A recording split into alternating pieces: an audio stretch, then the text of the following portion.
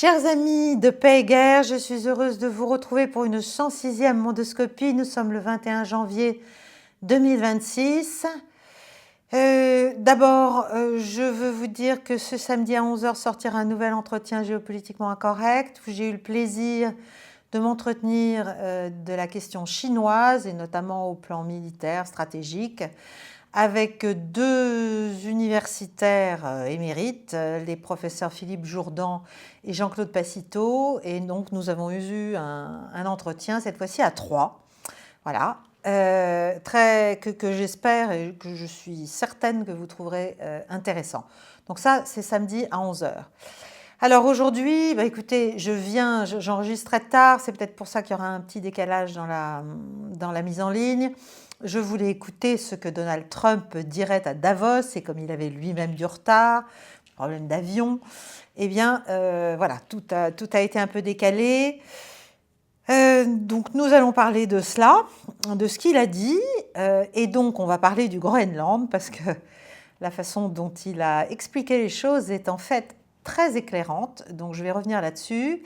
Et puis je vais aussi parler d'une autre de ces initiatives, le BOP, c'est-à-dire le Board of Peace, et qui est une création, enfin une idée, une initiative qui va faire, à mon avis, couler pas mal d'encre, mais qui est intéressante à analyser, du moins à partir des éléments qu'on a pour l'instant. Donc ce seront nos deux points aujourd'hui. Je ne vais pas vous parler de ce qui se passe en Ukraine, où ça continue évidemment à se dégrader, Kiev est dans le froid et dans le noir aussi, partiellement.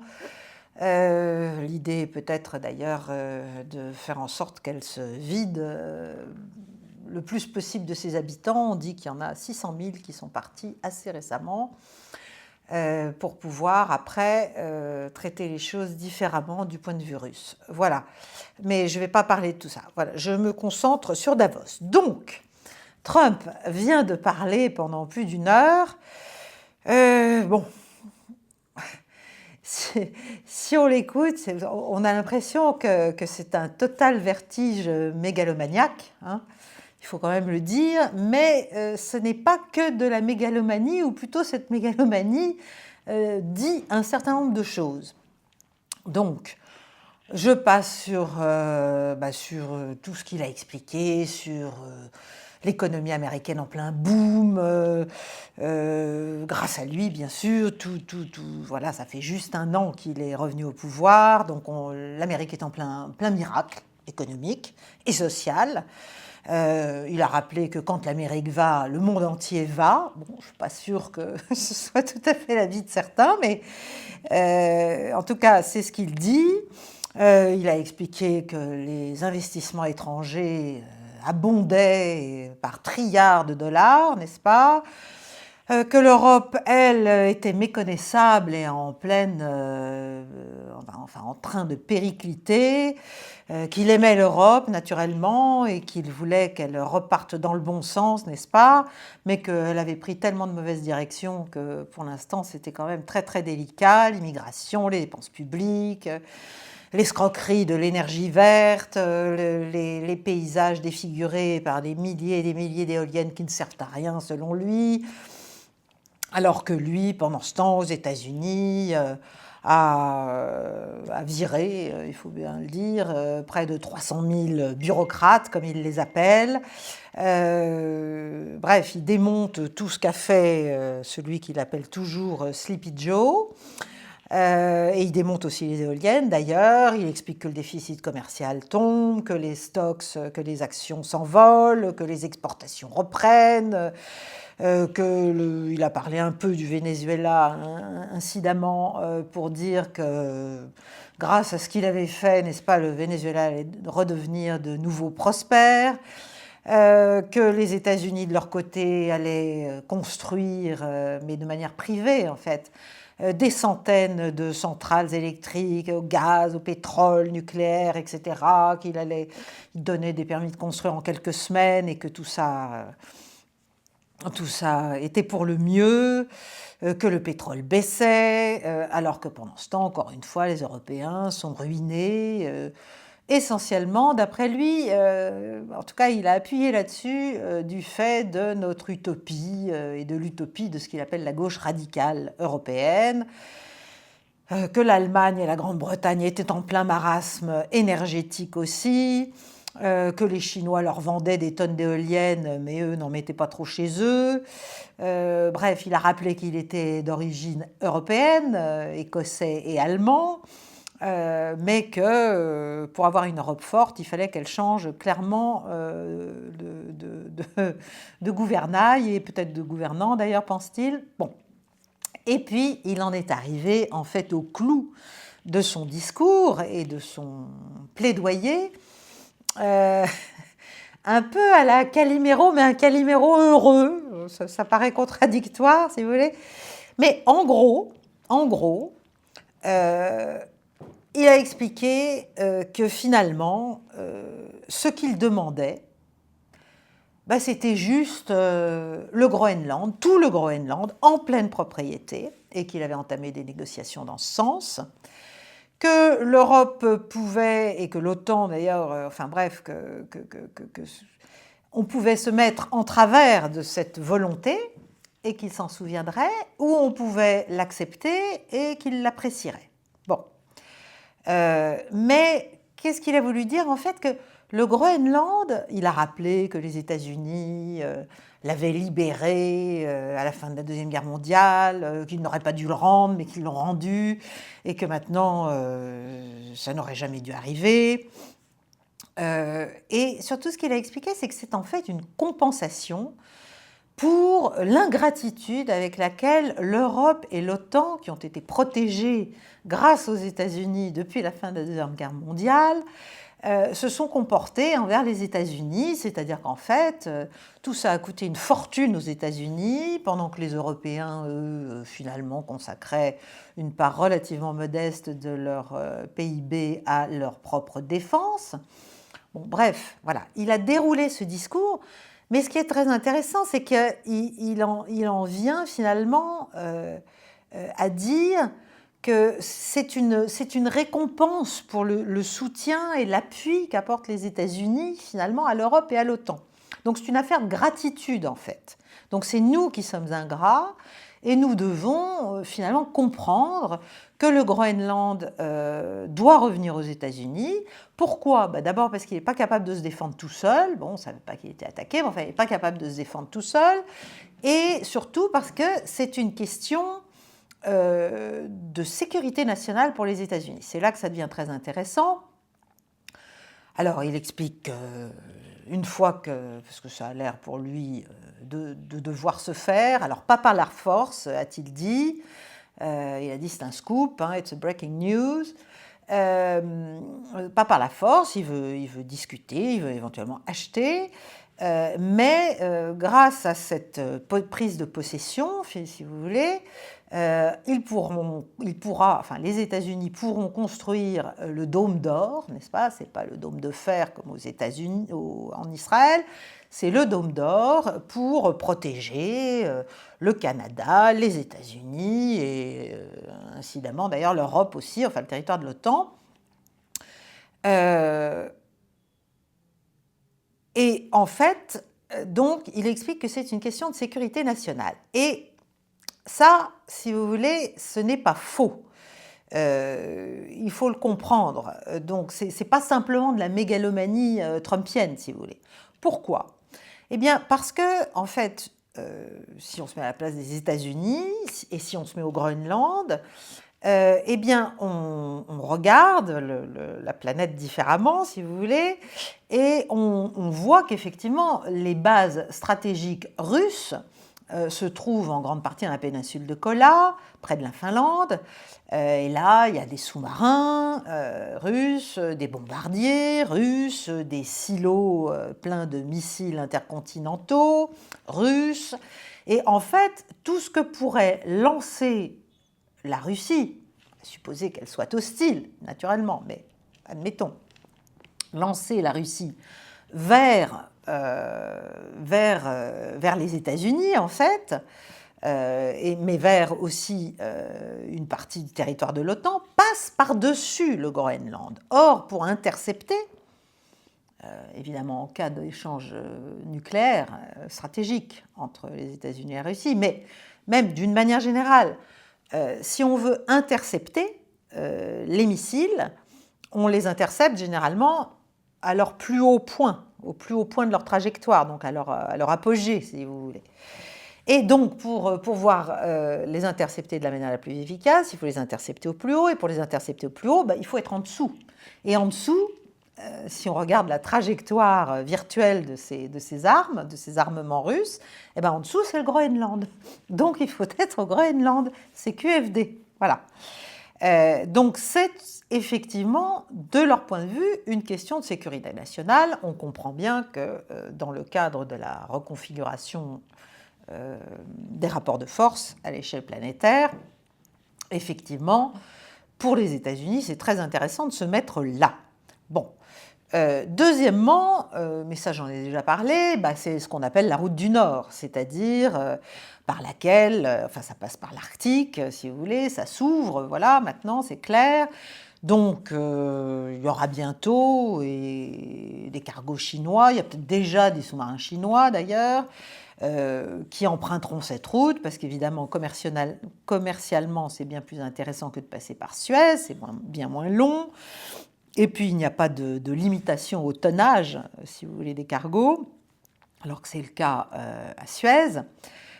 Donc, voilà, il y a au moins deux objectifs nets. C'est pas la question des terres rares du Groenland en tant que telles. Il y en a un petit peu, mais ce n'est pas le sujet. Et comme il a dit, d'ailleurs, les terres rares ne sont pas rares. Bon, bref.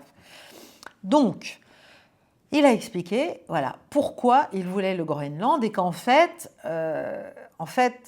l'OTAN et l'Europe et le Danemark, en l'espèce, devaient évidemment le comprendre et l'admettre et même, j'allais dire, lui donner ça de bonne grâce. Parce que il aurait dû le garder, enfin les États-Unis auraient dû le garder après la Deuxième Guerre mondiale, et en tout état de cause, c'est la moindre des choses, dans son raisonnement toujours, c'est la moindre des choses, étant donné tout ce que les États-Unis ont fait pour la sécurité du bloc atlantique depuis des décennies, en tout cas depuis la création de l'OTAN en 1949. Bon, donc voilà. Alors, ça veut dire qu'il met vraiment les Européens là. C'est pas de la captatio benevolentiae, comme on dit, c'est pas une manière de les mettre en bonnes conditions, mais c'est une façon de leur dire vraiment, si vous ne faites pas ça, c'est que vous êtes des ingrats et on s'en souviendra et vous allez le payer cher d'une manière ou d'une autre. Bon. Et sous-entendu, le sous-texte, c'est on va vous lâcher complètement sur l'Ukraine, et puis on va vous écraser avec des droits de douane, et puis êtes-vous bien en position, à vrai dire, de nous refuser ça. Voilà, c'est ça l'idée. Donc maintenant, les Européens sont face à ce choix, soit d'avoir une posture de résistance, si vous voulez, de refus, face à cette... c'est même pas une demande, c'est une exigence, en fait, américaine. Et ils recommencent à mettre des troupes. Bon, les Allemands sont repartis très vite, les Français ont mis quelques hommes. Tout ça est très, très symbolique, évidemment. Et on devient même un peu disproportionné, sous-dimensionné. Donc ridicule, à la fin.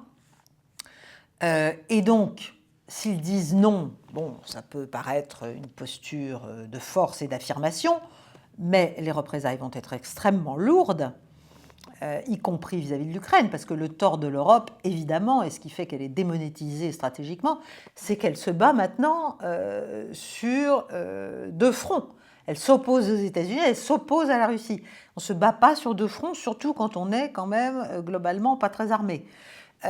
Donc là, l'Europe est finalement face à la réalité, de ce qu'elle ne veut pas voir, de ce qu'elle ne veut pas comprendre, de ce qu'elle ne veut pas croire.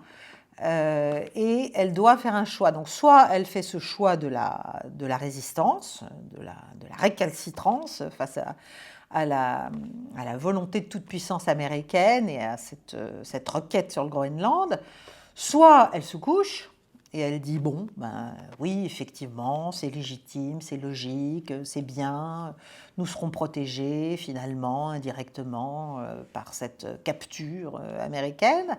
Et dans ce cas-là, réapparaît très lourdement sa vassalisation stratégique de fait, voilà, à laquelle elle veut faire, dont elle dit qu'elle n'existe pas et qu'elle est en chemin pour son autonomie stratégique, etc., etc. Bon, on connaît les limites de tout ça, je l'ai déjà expliqué dans plusieurs émissions. Voilà, donc l'Europe est au pied du mur. Je pense que du point de vue de Trump, la messe est dite, c'est-à-dire quoi qu'on fasse, de toute façon, il va aller vers ce qu'il veut. Et on se rend compte de la démonétisation radicale de la posture européenne et, il faut bien le dire, de la posture française. Là, on prend une leçon voilà, on est face aux conséquences du déni entêté du réel dans lequel nous sommes enferrés, nous les Français, mais avec les Européens derrière. Il y a une réalité stratégique globale, il y a une réalité militaire en Ukraine, il y a une réalité de la relation entre les États-Unis et la Russie, il y a une réalité de l'affaiblissement que la posture européenne vis-à-vis de la Russie dans ce conflit a produit, notamment au plan énergétique. Et on peut d'ailleurs penser que si l'Europe cherche à retrouver une forme de crédibilité dans cette affaire, elle pourrait peut-être reprendre une forme de coopération énergétique avec la Russie. C'est un peu ce que les Allemands, avec les dernières déclarations du chancelier Merz sur le thème « il faut reprendre la coopération avec notre grand voisin, la Russie », c'est un peu ce que les Allemands semblent avoir compris, peut-être plus vite que nous. Mais parce que les livraisons de gaz, parce qu'on imaginez par exemple que les Européens continuent à faire de la résistance sur la question du Groenland, les Américains peuvent très bien fermer les robinets de gaz, puisque maintenant nous sommes quand même largement dépendants d'eux, depuis Nord Stream et depuis le fait que voilà, nous avons refusé tout dialogue avec la Russie. Donc nous sommes dans une posture extrêmement, extrêmement délicate, inconfortable, et qui montre qu'on ne peut pas se battre sur deux fronts. On ne peut pas non plus applaudir au kidnapping de Maduro au Venezuela et s'étonner maintenant que Trump veuille le Groenland, si vous voulez. Il y a un problème de déni de réalité, il y a un problème d'inconséquence, il y a un problème de... voilà, en fait, on ne sait pas ce qu'on veut ni ce qu'on peut. Et on s'imagine qu'on peut faire des choix à la carte, selon les situations, montrer notre complaisance vis-à-vis des États-Unis sur certains points, montrer notre résistance et notre détermination, voire une forme d'hostilité sur d'autres.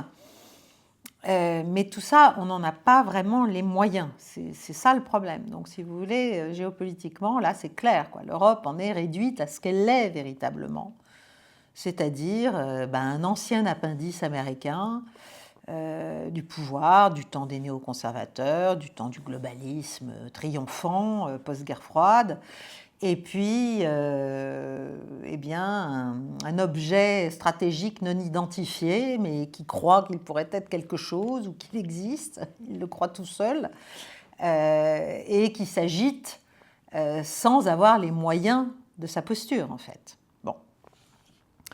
Donc, on est à la croisée des chemins, c'est-à-dire soit le découplage va devenir de plus en plus clair, de plus en plus net vis-à-vis de cette administration américaine,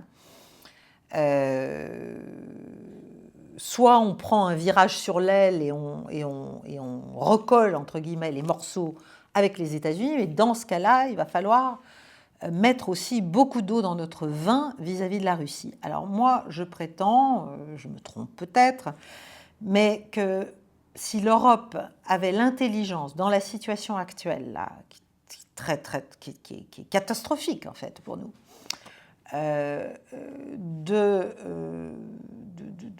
si on voulait reprendre un tout petit peu de valeur ajoutée, c'est-à-dire d'utilité et de capacité d'intervention, on devrait, réengager le dialogue avec la Russie, c'est évident, et le président de la République, Emmanuel Macron, a semblé laisser penser qu'il allait peut-être être temps de le faire, donc peut-être l'a-t-on conseillé dans ce sens. Les Allemands donc, ont l'air de dire, il n'y a que les Anglais là, qui s'accrochent parce que eux ont peut-être des intérêts encore plus lourds en Ukraine et dans le soutien à l'actuel régime de Kiev. On devrait donc réengager le dialogue et on devrait se remettre en position d'être une aide ou un médiateur ou un facilitateur ou quelque chose du moins, en tout cas pas un empêcheur de tourner en rond, et pas non plus un caillou dans la chaussure américaine permanent. On devrait remettre sur la table des propositions d'accord. Alors vous me direz qu'elles ont été faites par les Russes, certes, mais bon, il y a une réalité militaire aussi à laquelle il faut quand même se rendre à un moment donné, si on veut arrêter ce désastre. Et moi, je pense que ce qu'on appelle Istanbul Plus, alors Istanbul, vous savez, c'est les fameux accords de 2022 qui n'ont finalement pas été mis en place sous pression britannique et polonaise d'ailleurs à l'époque, avec le fameux Boris Johnson qui est allé dire à Zelensky qu'il fallait faire la guerre et pas la paix. Mais c'était ce qui avait été discuté et signé déjà par la partie ukrainienne après des pourparlers à Minsk puis à Istanbul avec les Russes et où finalement l'Ukraine, entre guillemets, s'en sortait pas si mal par rapport à l'endroit où elle se trouve aujourd'hui. Et Istanbul Plus, c'est les propositions qu'a faites Vladimir Poutine à partir de cette base en juin 2024, où évidemment la réalité militaire ayant beaucoup changé en 2 ans, eh bien, ça n'était plus simplement les oblasts de Donetsk et de Louhansk dont il réclamait le maintien en fait, de la Fédération de Russie, puisqu'entre-temps ils étaient entrés dans la Fédération de Russie, mais aussi ceux de Zaporijia et de Kherson. Bon, donc, et voilà. Et pour le reste, en gros, c'était toujours la même chose, reneutralisation de l'Ukraine, démilitarisation de l'Ukraine, etc., etc. Bon. Le problème, c'est que ça demanderait évidemment, toute honte bue, de revenir à des postures réalistes, d'essayer d'exister et de compter plus intelligemment, et ça demanderait aussi d'arrêter de faire semblant de croire qu'en proposant de remilitariser l'Ukraine à hauteur de 800 000 hommes, eh bien on pousse Vladimir Poutine vers la paix ou vers des concessions. C'est évidemment absolument c'est contradictoire. La Russie est entrée en guerre en Ukraine pour éviter que l'Ukraine ne devienne un endroit où soient stationnées des bases américaines, des bases de l'OTAN, des forces de l'OTAN, etc. Donc, expliquer qu'après un cessez-le-feu qu'on lui demande d'accepter, alors qu'elle est, comment dirais-je, elle a la main militairement, après un cessez-le-feu, on va déployer des forces, c'est la manière de ne jamais obtenir ce cessez-le-feu, à vrai dire, parce qu'elle n'y a aucun intérêt. Elle n'y a aucun intérêt, tout simplement. C'est logique, c'est mathématique. Bon. Donc, il faut sortir vraiment de cette hypocrisie, de cette posture où on fait semblant de ne pas comprendre l'évidence. Il faut traiter, à mon avis, les questions stratégiques importantes pour la sécurité en Europe, et ça passe, je le crois, toujours. Je sais que je ne suis pas la seule à le croire, mais ça passe par la reneutralisation stratégique et définitive de l'Ukraine. Voilà. Et c'est comme ça que ce qu'il reste de l'Ukraine, entre guillemets, souveraine, en tout cas dans des frontières qui pourraient être les siennes, même si elle a vendu quand même beaucoup de ses atouts déjà à des fonds américains, notamment, eh bien, cette Ukraine pourrait survivre et cesser d'être dans une hémorragie démographique permanente et dans un massacre de sa jeunesse extrêmement grave, enfin gravissime. Là, je crois qu'en décembre, il y a eu beaucoup moins de pertes, parce qu'il y a beaucoup moins de, comment dirais-je, d'activités militaires sous certaines modalités. Mais il y a quand même eu, je crois, et c'est d'ailleurs Trump qui vient de le dire, là à Davos, il a parlé de 10 000 morts ukrainiens en décembre, et le mois précédent, 27 000. Je ne sais pas si on se rend compte de ce que ça veut dire. C'est absolument dramatique. Donc il faut vraiment sortir de cela, c'est sans issue. La défaite stratégique de la Russie ne me semble pas un horizon réaliste. En revanche, la défaite stratégique de l'Europe, on est en plein dedans. Donc il faut interrompre ce processus extrêmement délétère et dangereux pour l'Union européenne et bien sûr au sein de l'Union européenne pour notre pays. Bon, alors vous me direz que le président Macron a eu une initiative récente puisqu'il avait proposé à Trump par SMS de faire une sorte de G7, de réunion G7 après Davos, et en ayant aside, enfin sur les marges, les Russes et les Ukrainiens. Il se proposait de faire ça, et bien sûr de faire ça avec Trump. Bon. Trump a fait fuiter le SMS. Donc c'est une fin de non-recevoir. Et il faut qu'on le comprenne, c'est-à-dire que du point de vue américain, que ce soit le G7, que ce soit l'ONU, n'en parlons pas, et ça c'est un problème plus large, mais voilà, les réunions comme ça, tout ça, ce sont des formats en fait d'impuissance auxquels ne croit plus du tout le président américain. Voilà, donc ça ne peut pas marcher. Et faire fuiter ça, c'est très humiliant évidemment pour la partie française, mais c'est surtout la démonstration qu'en fait, à ce stade, on ne compte plus. Voilà, on est jugé inefficace et inutile et même contre-productif par nos initiatives. Voilà, donc, et Trump en tire des conclusions. Et en fait, il en tire des conclusions assez drastiques. D'ailleurs, pendant son discours, il a évoqué le fait qu'il voulait toujours mettre fin à la guerre en Ukraine et arrêter le massacre, que Poutine voulait aussi trouver un accord, qu'il allait parler avec Zelensky pour voir où il en était, lui, de sa disposition, n'est-ce pas, à trouver un accord. Donc, et demain, ses envoyés personnels, Steve Witkoff et Jared Kushner, retournent à Moscou pour rediscuter, et je crois que c'est même à l'invitation de la partie russe, pour rediscuter des éventuels tenants et aboutissants d'un accord. Donc on voit bien que là, il faudrait qu'on arrête de jouer les empêcheurs d'avancer et qu'on se remette dans une posture qui sera de toute façon bien plus favorable aux intérêts européens in fine. Voilà, mais pour ça, il faut sortir de l'idéologie et il faut sortir aussi évidemment des approches qu'on a eues pour l'instant et qui non seulement sont improductives, mais sont extrêmement dangereuses. Voilà, de continuer, et très mauvaises évidemment pour les économies européennes, de continuer le soutien à haute dose aux Ukrainiens avec un argent qu'on ne trouve pas, qu'on n'arrive pas non plus à voler aux Russes par la captation des avoirs gelés.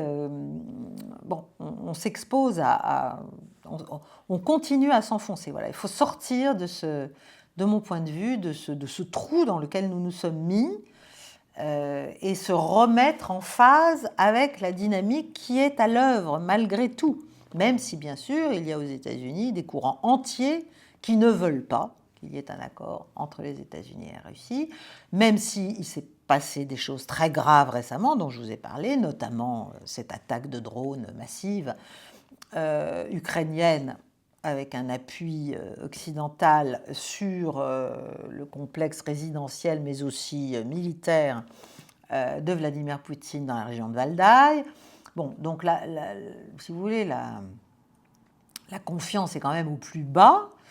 Et d'ailleurs, sur les questions stratégiques, rien n'est réglé, puisqu'on arrive à la fin de l'accord New Start que les Russes avaient proposé même de proroger d'1 an, que les Américains n'ont pas l'air de tellement en parler et de considérer même que c'est important. Alors vous me direz, ils ont leur idée du Golden Dome maintenant, c'est-à-dire en fait un nouveau bouclier antimissile. Et on sait bien que tout ce qui est bouclier antimissile, en fait, remet en cause ou gêne ou abîme l'équilibre de la dissuasion au niveau stratégique entre les États. Bon. Voilà où nous en sommes. En tout cas, moi je crois que la seule solution pour l'Europe et pour la France, c'est de redevenir une force de proposition et un acteur dans ce jeu, plutôt que de se laisser dégager comme ça pour avoir été plus royaliste que le roi. Bon. Alors, le deuxième point dont je veux vous parler aujourd'hui, c'est l'autre nouveauté trumpienne, par le Groenland, c'est le BOP, le Board of Peace, n'est-ce pas? Qu'est-ce que c'est que ce truc? Bon, du point de vue américain, je pense que ça s'inscrit dans l'offensive globale américaine, qui est maintenant une décision qui a été prise de considérer que c'est la Chine véritablement l'adversaire ultime et systémique, beaucoup plus que la Russie, d'essayer toujours de découpler les deux, bon, avec des fortunes diverses, mais c'est face à la Chine qu'il faut se mettre en ordre de marche. Alors, comment est-ce qu'on fait? Comment fait-on? Étant donné qu'à l'ONU, il y a toujours l'affaire des vétos, qu'on ne peut pas faire ce qu'on veut, que le G7 n'a plus vraiment de sens. D'ailleurs, Davos lui-même est en train de se remettre en cause, parce que les petits entre-soi à l'occidental, une fois que la Russie a été bannie, bon, si vous voulez, le président Xi n'était pas là, bon, il y a des délégations chinoises, mais enfin, on voit bien que tout ça ne correspond plus en fait à la réalité de ce qu'il faut faire, même d'un point de vue strictement occidental. Donc Trump, il a un truc qui s'appelle le BOP, le Board of Peace. Qu'est-ce que c'est que cette affaire? Dans le cadre de ses sphères d'influence, je rappelle qu'il a récemment dit, Donald Trump, que c'était au président Xi de décider de ce qu'il voulait faire à Taïwan. Ça appartenait voilà, bon, il y a une grosse différence entre Taïwan et le Venezuela quand même. Le Venezuela, c'est un État souverain qui n'a rien à voir avec les États-Unis. Taïwan, c'est quand même très très légèrement, si j'ose dire, ironiquement, lié à la Chine, y compris à l'ONU. Bon. Donc, Trump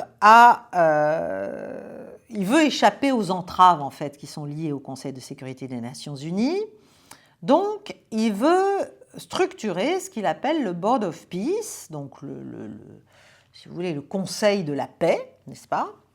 Alors, il a invité son secrétaire d'État, Rubio, il a invité le Canadien, Carney, il a invité Benjamin Netanyahou, donc c'est des États, à part le président. Le président, pour lui, c'est lui d'ailleurs, c'est lui, juste le président.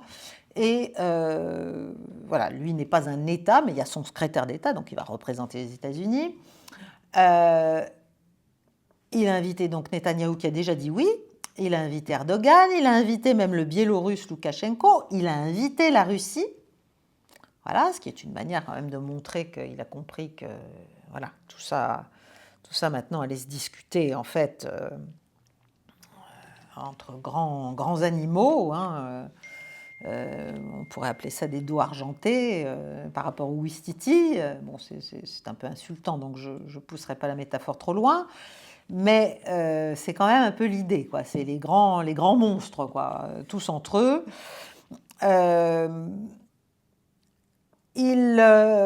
Alors, à ma connaissance, il n'a pas invité le président chinois, ce qui, en soi, est extrêmement éclairant.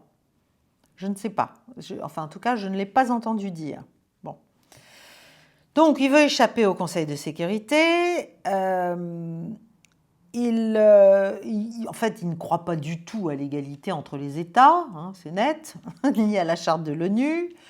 Les petits, dans la jungle nouvelle, ils restent à leur place finalement, et les autres font la loi.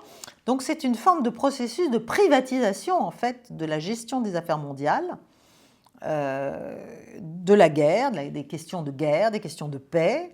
C'est une sorte de club privé et on paye pour jouer, pour être membre.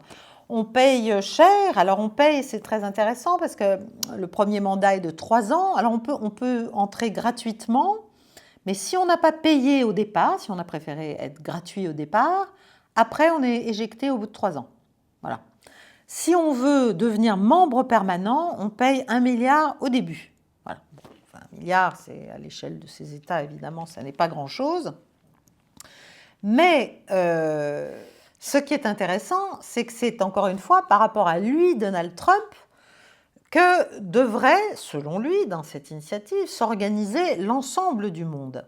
Les autres acteurs doivent se situer en réaction par rapport à ces propositions et par rapport même à cette structure. Donc là, ça va poser des questions quand même de préséance, de statut, etc. Parce que c'est non seulement les petits ne sont plus dans le jeu, mais même entre les grands, il y en a un qui est plus égal que les autres. Voilà. Donc, en quoi est-ce pour moi... Alors, d'abord, il n'est pas impossible que la Russie, malgré tout, qui comprend bien le personnage de Donald Trump, et, voilà, ne se formalise pas éventuellement de cette espèce de primus inter pares, si vous voulez. Voilà, le premier d'entre les pairs, bon, très bien. Et Vladimir Poutine pourrait même...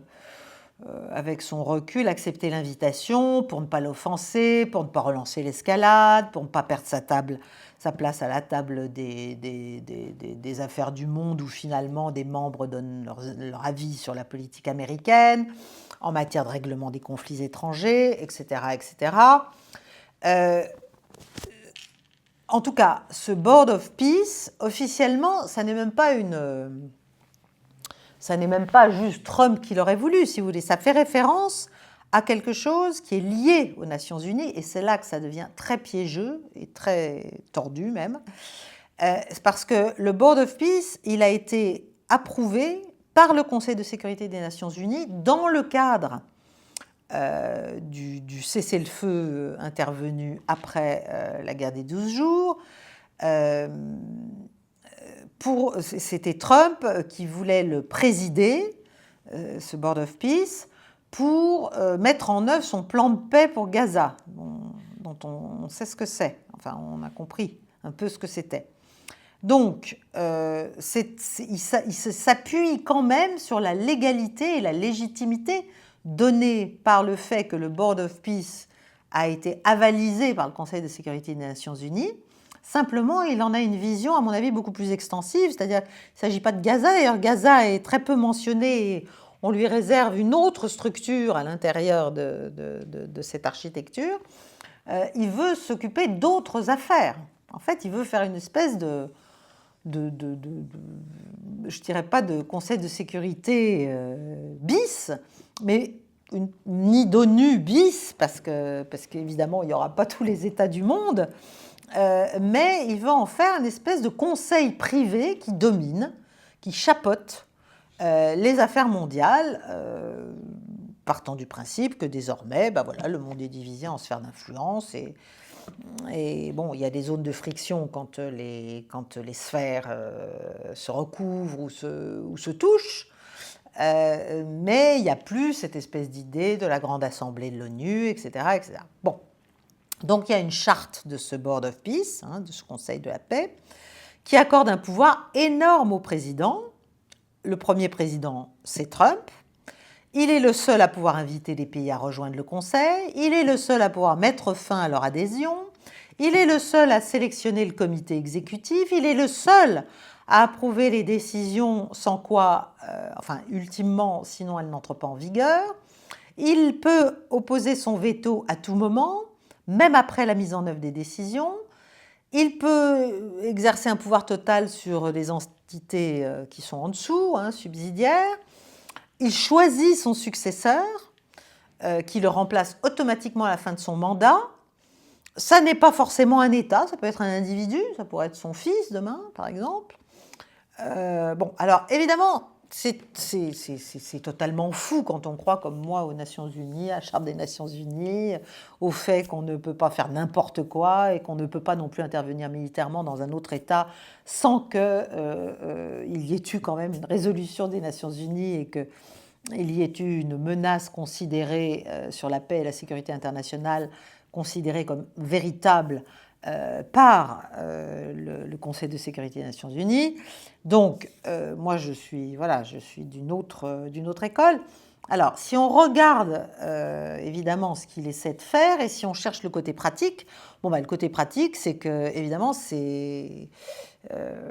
j'allais dire, c'est très vertical, donc ça va très vite. Si vous voulez, ça peut aller très vite, ça peut faire avancer certains dossiers, certaines choses beaucoup plus vite que les interminables méandres des discussions et négociations et clientèles, etc., que l'on connaît dans le fonctionnement des Nations Unies et qui sont aussi une des raisons de non pas de leur paralysie, parce que elles ont été surtout paralysées par les États-Unis, à vrai dire, qui ont mis leur veto sur beaucoup de choses, mais sur le fait que ça ne marche pas comme on le voudrait. Bon.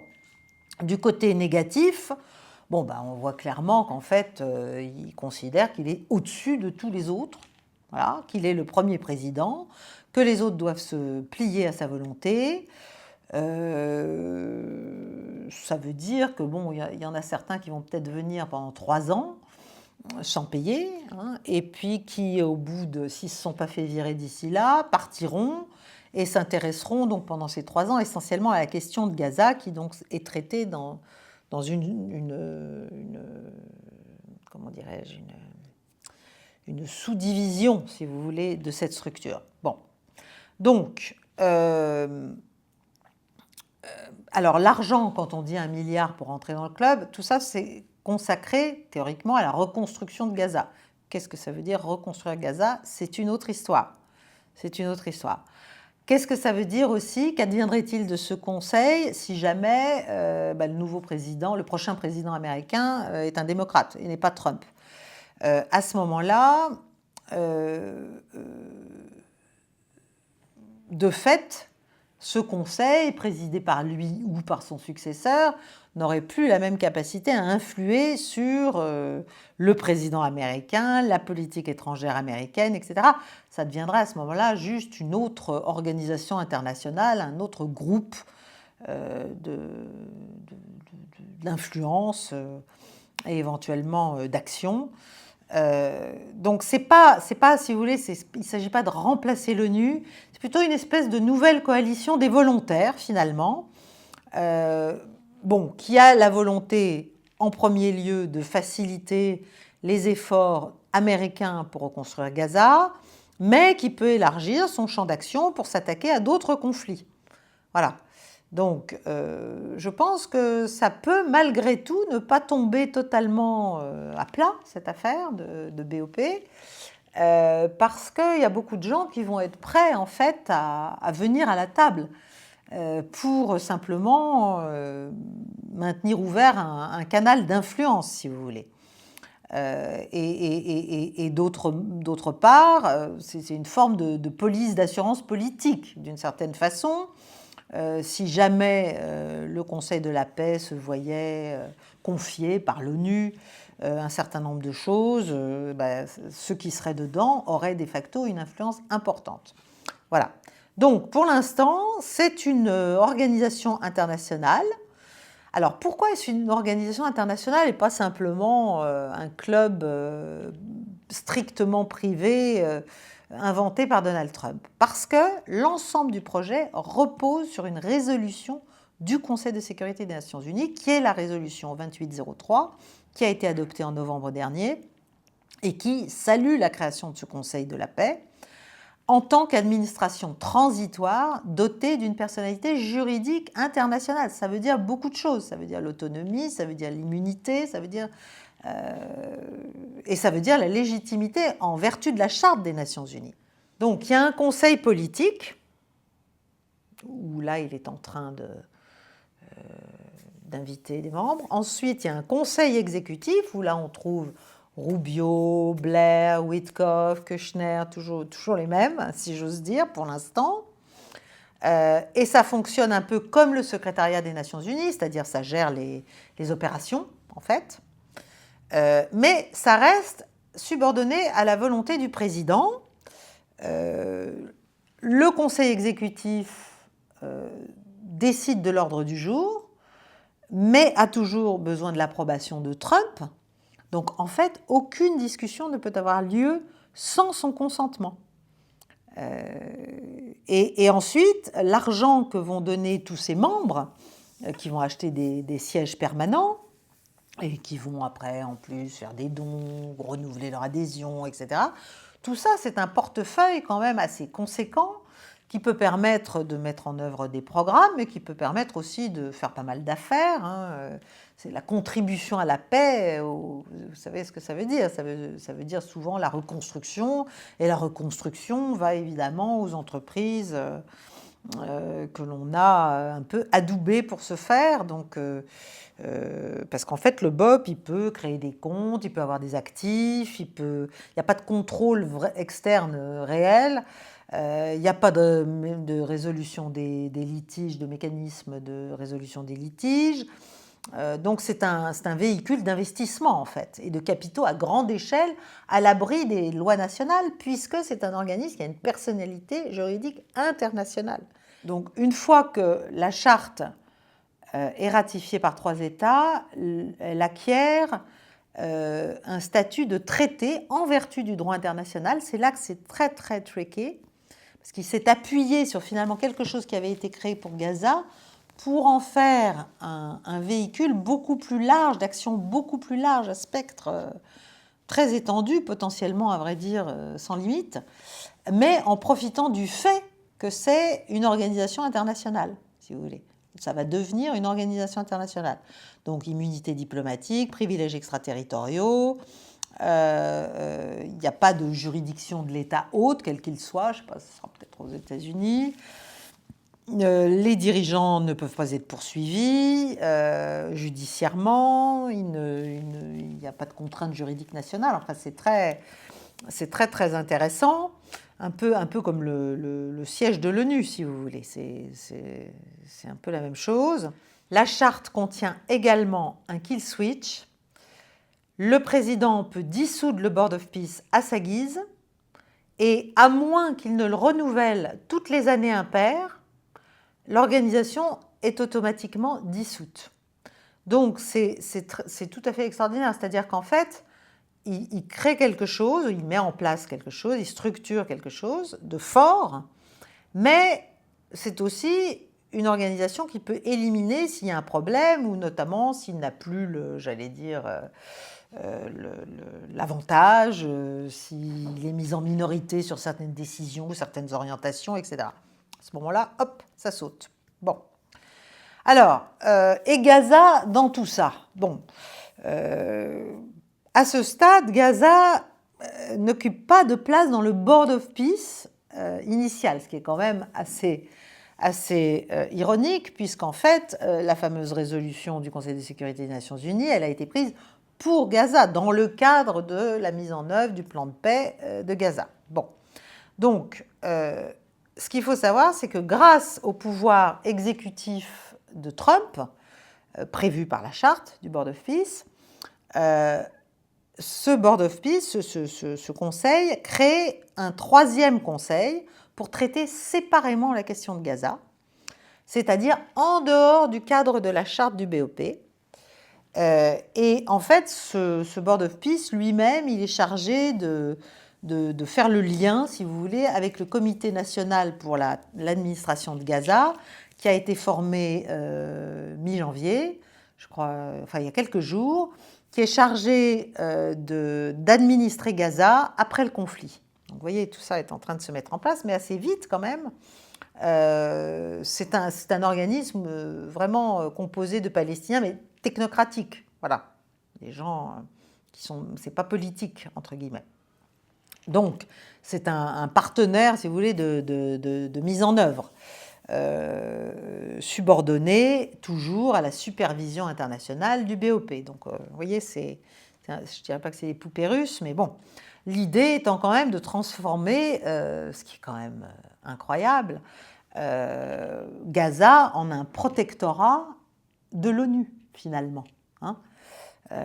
Mise en œuvre, ce protectorat, par l'intermédiaire d'une organisation internationale privée, mais qui a le statut de personnalité juridique internationale, et qui est ce Board of Peace. Donc vous voyez, il privatise la gestion et finalement l'orientation de ce qui va se passer à Gaza, mais il le place quand même sous les auspices d'une décision de l'ONU, ce qui confère énormément d'avantages et de légitimité. C'est extrêmement roué. Voilà. Et enfin, dernier point, et après je vais vous laisser, dans le cadre de cette branche du programme, la structure prévoit aussi la création d'une force internationale de stabilisation, mais qui ne fait pas partie du Board of Peace. Ça veut dire que le Conseil de la paix de Trump ne va pas devenir une organisation qui aurait à sa main une structure militaire d'intervention. Ça ne marche pas comme ça. La force de stabilisation internationale pour Gaza, qui sera militaire, repose toujours sur la même résolution 2803 du Conseil de sécurité, mais elle est coordonnée, là encore, au plan opérationnel par le BOP. Si vous voulez, c'est un organisme qui s'est mis en plein milieu. Voilà. Mais on peut dire, ils peuvent dire que ce qu'ils font au plan opérationnel se place quand même sous les auspices de la Charte des Nations Unies. C'est très, très...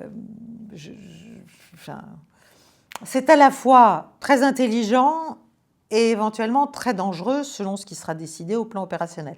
C'est pour ça que je pense qu'il y a de fortes chances que pas mal d'États veuillent participer à cela, pour qu'on ne fasse pas n'importe quoi non plus, et en tout cas pour avoir un œil sur ce qui se fait dans le cadre de la reconstruction de Gaza. Bon. Donc, le Board of Peace, enfin le Conseil de la paix, n'est pas conçu comme une force d'intervention militaire lui-même, si vous voulez. Ce n'est pas une alliance entre tous les États membres. Il n'a pas de composante militaire propre. L'ISF, la force de stabilisation internationale, est liée à une résolution de l'ONU et non à l'Organisation internationale de Trump. C'est sans doute la bonne nouvelle, voire la seule bonne nouvelle liée à cette annonce. En tout cas, si vous voulez, voilà quelque chose qui sort du chapeau trumpien et qui va forcer tout le monde à se positionner. Et ce qui va être très intéressant, c'est évidemment de voir la manière dont les Russes vont réagir et dont les Chinois vont réagir. Les Indiens aussi, et peut-être d'autres, parce qu'il faut qu'il les invite. C'est quand même lui qui décide de la liste des invités. C'est très particulier. Voilà.